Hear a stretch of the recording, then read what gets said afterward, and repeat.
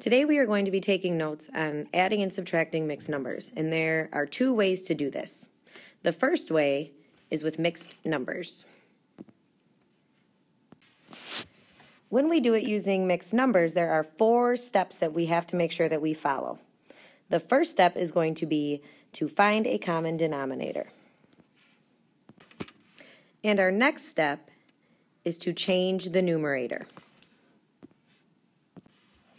Once we have found a common denominator and have changed our numerators after multiplying them, we will then add or subtract.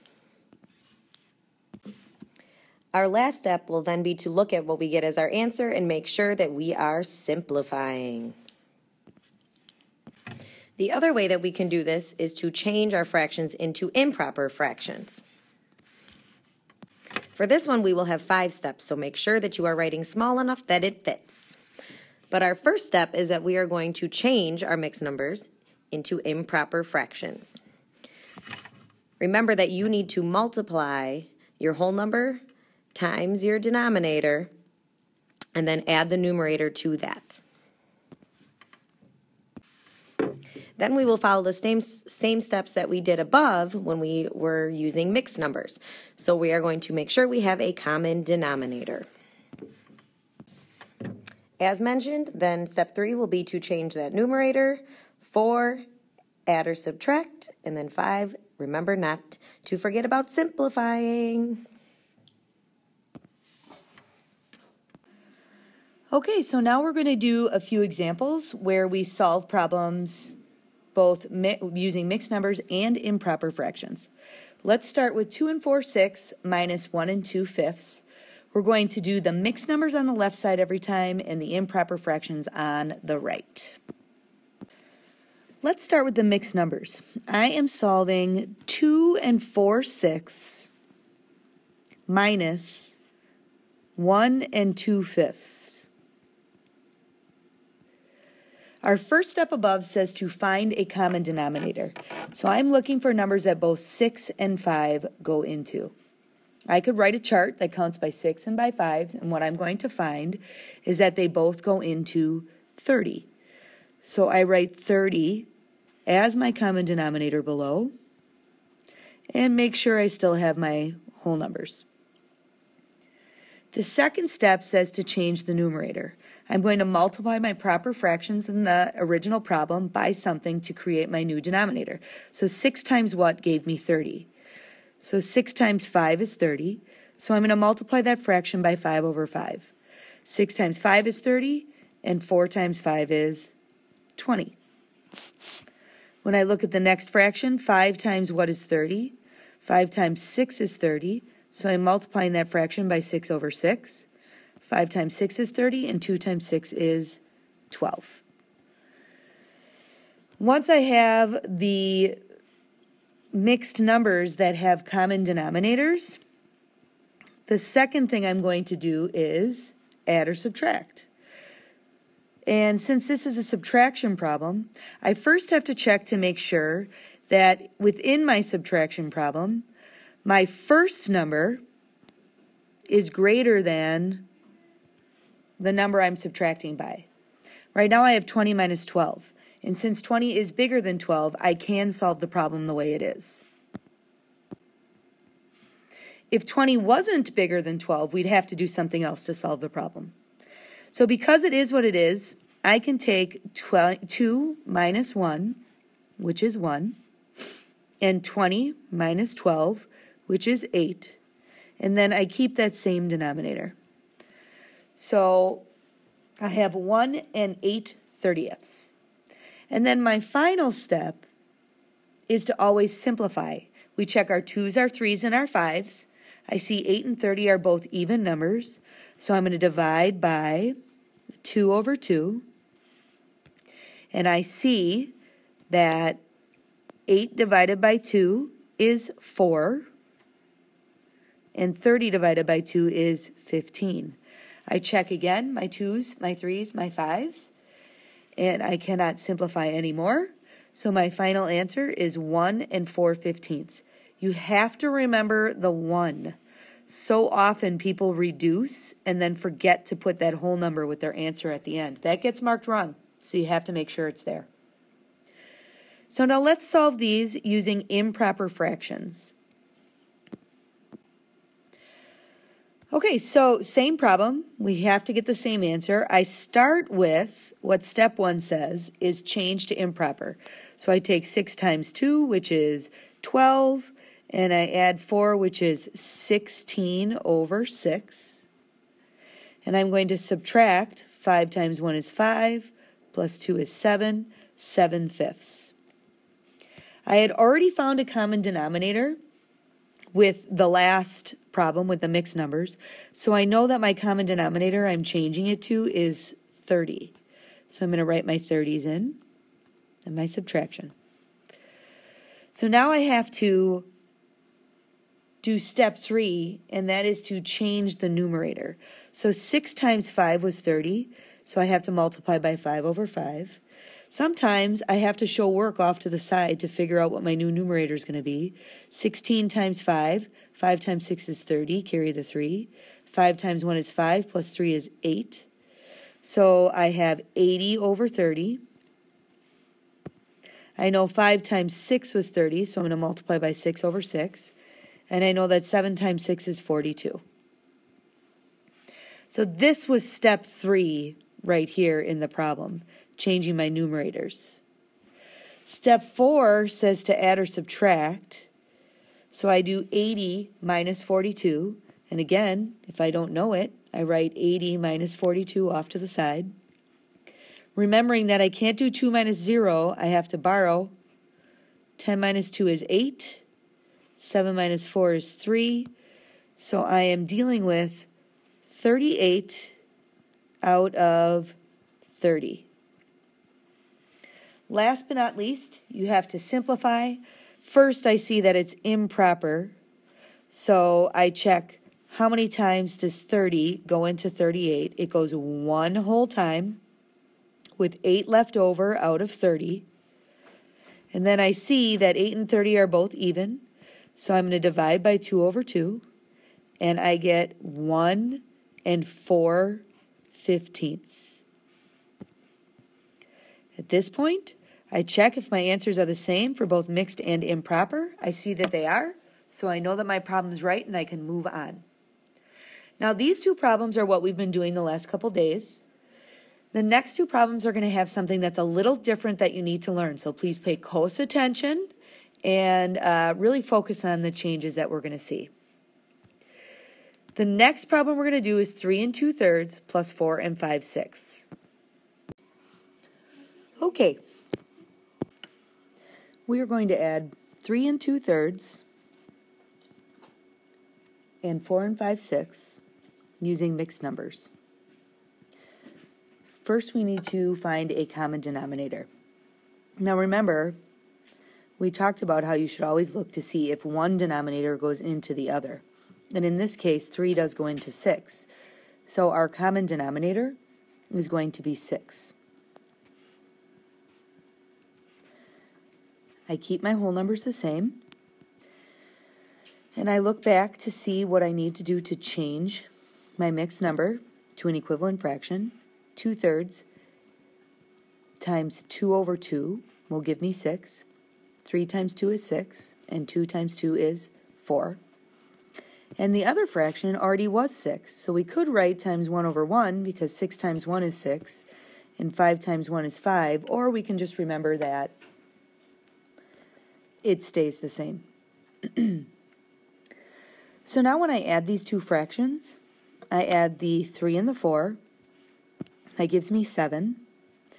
And I add the 4/6 and the 5/6. And that gives me 9/6. Now what you should notice is that you can't have this type of problem. You can't have a mixed improper fraction. So what you need to do is you need to change the improper fraction into a mixed number and add it to the whole number that you already have. So it basically becomes 7 plus 9/6. So when we change 9/6, 6 goes into 9 one time with 3 left over out of 6.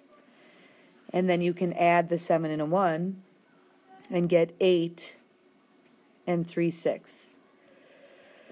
Now you do all that work and you still have to remember when you're done to check if you can simplify. In this case, you can divide by 3 over 3 and you get 8 and 1/2 as your final answer.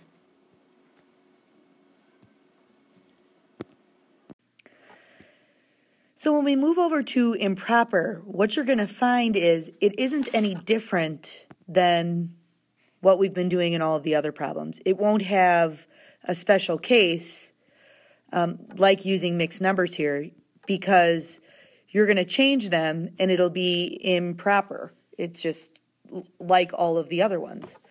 So we change them to improper first. 3 times 3 is 9, plus 2 is 11 thirds, plus 6 times 4 is 24, plus 5 is 29, 29, 6. We know that our common denominator is 6 because we used it with the mixed numbers. So I'm going to write my 6's.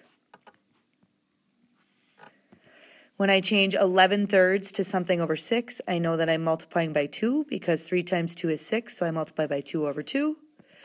11 times 2 is 22. And the other one already had 6. It's just like multiplying by 1 over 1. 6 times 1 is 6, and 29 times 1 is 29. So when I add these together, I have 6ths. I add 22 plus 29. And I'm going to show that work off to the side. 22 plus 29 is 11, 51. So I'm looking at 51/6. Now I have an improper fraction that needs to be changed to a mixed number. So I need to know how many times 6 goes into 51. So if I look at the number chart, the multiplication chart, or just by knowing my facts, I know that 6 times 8 is 48. 6 times 9 is 54. So 9 is too many. So 6 times 8 is 48. It goes in 8 whole times. That's 48. I take the 48 away from the 51, and I get 3 over 6. I always check if it needs to be reduced. It does. So I reduce by 3 over 3, and I get 8 and 1/2, which is exactly what I got for the other problem. You'll notice I didn't have to worry about mixed improper. I didn't have any special case I needed to worry about. And improper fractions will do that for you. It never is a special case then. With mixed numbers, there's 2 different ways you might end up with a special case. The second one is what we're going to find in our next example. Okay, let's do 9 2/9 minus 3 4/6. This is where we're going to see another special case. Let's start with our common denominator for 9 and 6. So if I count by 9s, I have 9, 18, 27, 36. When I count by 6s, I have 6, 12, 18, and I see right away that 18 is my common denominator.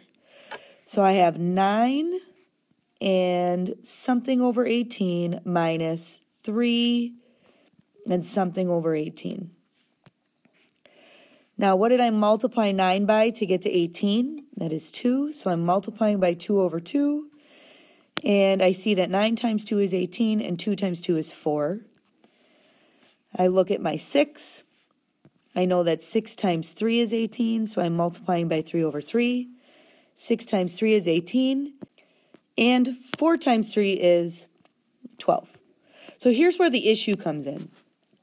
I can do 9 minus 3, that is 6. but I cannot do 4 minus 12. I cannot take a bigger number, like 12, away from a smaller number, like 4. So because of that, what we need to do is we need to change the fraction you're subtracting from. And you need to borrow from the whole number. So this is how this looks. What you're going to do is you're going to take 1 away from the 9, and you're going to make it 8. And you're going to give 1 to 4/18. Now you have to remember that when you are talking about one whole as a fraction, it is a number over itself. So 1 over 1, 2 over 2, 3 over 3, those all equal one whole. Since we have a common denominator of 18, our one whole is going to be 18 over 18. So you took 1 away from the 9 and made it 8, and you are going to add 18 over 18 to the fraction so that you're giving 1 to the fractional part. So you still have 18 in your denominator, and your numerator comes from adding 4 plus 18. And 4 plus 18 is 22. Now what you're going to find is that it's always truly just adding the numerator and the denominator, because the denominator is what you're going to use as your one whole, and it ends up getting added to the numerator anyway. So 4 plus 18 is 22, and there's my new fraction. So I borrowed 1 from 9 and gave it to the fraction. Now I can minus 3 and 12/18. I don't need to change that one. And you notice I can still now do 8 minus 3. That works. And now I have 22 minus 12. 22 minus 12 is bigger minus smaller. So it is a problem I can do. 8 minus 3 is 5. 22 minus 12 is 10. And my denominator is 18. Always check that you're done. I know that I can divide 10/18 by 2 over 2. And I end up with 5 as my whole number. And 10 divided by 2 is 5. And 18 divided by 2 is 9. I check if there's anything else I can simplify there. There is not. So my answer is 5 and 5/9. So again, sometimes you have special cases where you're going to have to borrow from the whole because the numerator in your first number is smaller than the numerator in your second number. Again, when we move to improper fractions, this isn't going to happen. So if I start with 9 and 2/9 minus 3 and 4/6, and I change these to improper, you are never going to have to worry about changing or borrowing from the whole or anything like that, because with improper, it just works out. So 9 times 9 is 81, plus 2 is 83/9, minus 6 times 3 is 18, plus 4 is 22/6. I know my common denominator from the last problem is 18, so I write 18 in my denominators. 9 times 2 is 18. 83 times 2, 6 is 166. 6 times 3 is 18. 22 times 3 is 66. So I have 166 minus 66, that is 100 over 18. Now this, to me, is one of those problems that I'm going to need to check for my 100s. So I start with 18, and I add 18. That's 16. I get 36. I add another 18. 14. That's 54. I add another 18. That's 12. 72. I add another 18. And I'm at 90. And I know if I add another 18, I'm going to be at 108. So that won't work. So I have 1, 2, 3, 4, 5 18s. So 5 whole times. That gives me 90. So if I'm at 90, how many more to get to 100 is 10 18ths. Check for reducing. I see I can reduce by 2 over 2, and I get 5 and 5/9. And you see that you have the same answer. So like at this point, you have to see that there actually is some benefit to using improper fractions. There's no special cases. It always works. So you're going to be able to choose. Do you want to deal with special cases like the 2 last examples? Or do you want to just do improper fractions all the time? It's going to be whatever works easiest for you. I do want you to try one thing. Squeeze it on the bottom of these notes. I want to know what would happen if this happens. So what if?